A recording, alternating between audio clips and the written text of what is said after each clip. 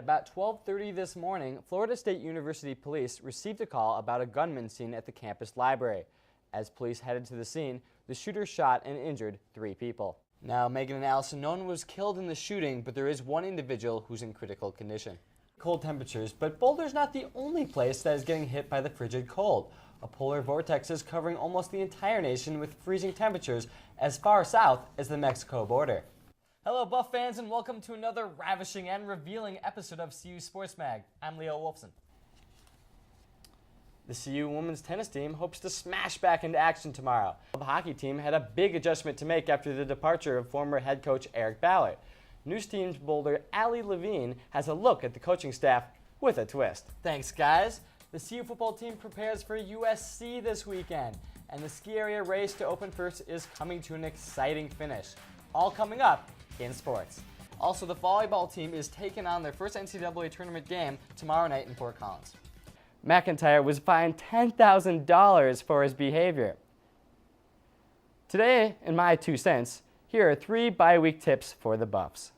Let the body heal. Any time off during football season should be considered a blessing. After all, it's a physical sport. So sorry, boys, no wrestling this week. And number 3, study, study, study. Unfortunately for our Buffs, their hardest games still remain in their Pac-12 schedule. They'll need to do their football homework and possibly receive some help of some divine intervention to win any game from here on out. The Fairview football team is perfect so far this season with a 7-0 record. The team is ranked 2nd in the state behind Grandview. Quarterback Johnny Fiato has been a stud for the team, leading Class 5A in passing yards and touchdown passes. The team will try to keep their perfect season alive when they take on 4-3 Fossil Ridge Friday. Hey guys, welcome to another classic edition of Rapid Fire. We got a jam-packed Buff Sports weekend, so let's get to it. Well, that's all we got for Rapid Fire. Now back to the desk. Whew.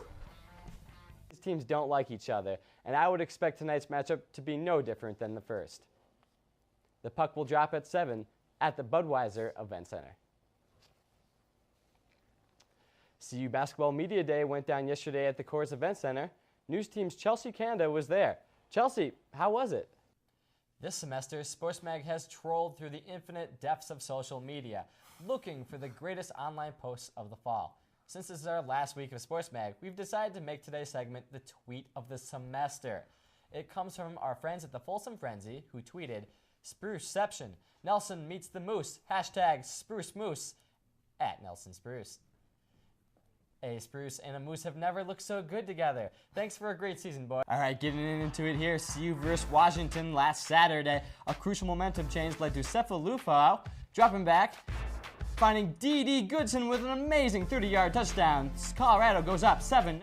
Next play here in the second quarter, Lufau drops back and finds Nelson Spruce with a great 39-yard touchdown reception, putting the Buffs at the 5-yard event center. This unit was going off. We got Ski Booker deep from 3, and he makes it. He had a great performance with 13 points on the night. He's having a slow start to the season this year, but it seemed like he did a little bit better last night.